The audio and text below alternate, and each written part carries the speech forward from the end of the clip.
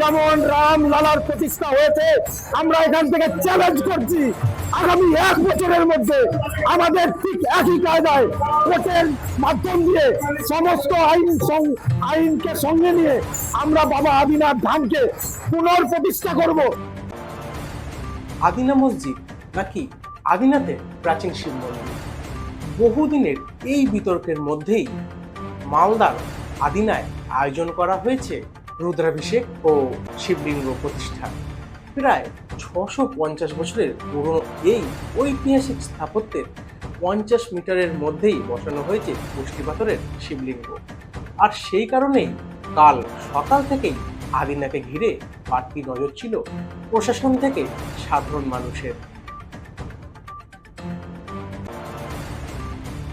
সকাল হতেই ভক্তদের ভিড় জমতে শুরু করে। ডামরু, খোল, করতাল আর বৈদিক মন্ত্রোচ্চারণের মধ্য দিয়ে পুষ্টিপাত্রের শিবলিঙ্গ মন্দির প্রাঙ্গণে আনা হয়। পরে ধর্মীয় নিয়ম মেনে শিবলিঙ্গ প্রতিষ্ঠা ও রুদ্রাভিষেক সম্পন্ন হয়। আদিনাথ ভূমিতে, দেবভূমিতে পুষ্পবৃষ্টি হলো। আদিনাথ নিজের আলোয় ফিরছে। হ্যাঁ, কিছু বাধা নিষেধ আছে, তাই জন্য নিকটস্থ আমাদের 100 বছরের পুরাতন আদিনাথ পুরাতন শিব মন্দিরে উনি আজকে অধিষ্ঠান করবেন। কিন্তু আদালতের মধ্যে দিয়ে, এএসআই পর্যবেক্ষণের মধ্যে দিয়ে আগামীতে প্রমাণিত হবে যে এখানে যে স্মৃতিসৌধ বা যেসব বলা হয় মসজিদ, তা আদিনাথ মন্দির ছিল, আদিনাথ মন্দির আছে, আদিনাথ মন্দিরই থাকবে। সনাতনী যোদ্ধাদের চরণে আমার বিনম্র প্রণাম জানাই এখানে সকল সাধু সন্তের চরণে। বাবা আদিনাথের মন্দির আজকে হিন্দু সুরক্ষা সমিতির ব্যবস্থাপনায় এবং আর একজন মানুষ আমাদের মধ্যে আছেন, সে মানুষ রূপে ভগবানের মতো হয়ে আছেন। আমরা যাকে মানে শ্রদ্ধার সহিত দর্শন করি, সেই কাজল গোস্বামী আজকে আমাদের মধ্যে উপস্থিত আছেন এবং উপস্থিত আছেন আমাদের ভারত সেবা আশ্রমের রুদ্র মহারাজ।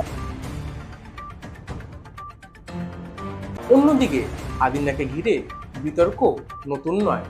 প্রত্নতত্ত্ব বিভাগের তথ্য অনুযায়ী এই স্থাপত্য 1400 শতকে সুলতান সিকান্দার শাহ নির্মাণ করেছিলেন।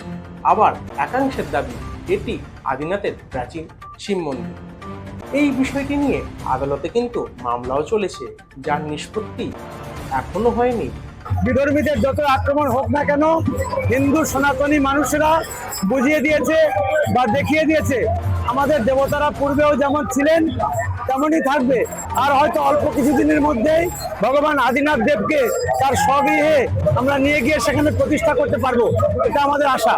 যেভাবে বাবা আদিনাথকে কারারুদ্ধ করে রেখেছিল আমাদের সাত্বিক ব্রাহ্মণ কাজল গোস্বামীর নেতৃত্বে এবং হিন্দু সুরক্ষা সমিতির ব্যবস্থাপনায়, অগণিত হিন্দু সুরক্ষা সমিতির সৈনিকের, ধর্মপ্রাণ মানুষের, সকল সনাতনীর ব্যবস্থাপনায়, সাধু সন্তের সহযোগিতায় বাবা আদিনাথের আলোয়ে তিনি নিজ বাসভূমিতে, নিজ বাসস্থানে প্রতিষ্ঠিত হবেন, এই আশা, এই ভরসা সকলের কাছে রাখছি।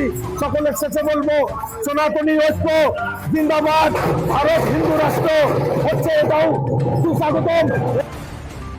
আজকের এই অনুষ্ঠানকে কেন্দ্র করে গোটা এলাকায় ছিল কড়া পুলিশি নিরাপত্তা।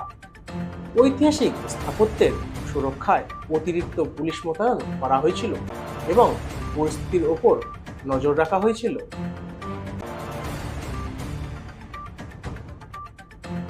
এই মুহূর্তে আদিনা থেকে এটুকু।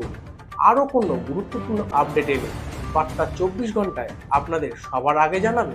নমস্কার, আহমেদ বাপির রিপোর্ট, মালদা।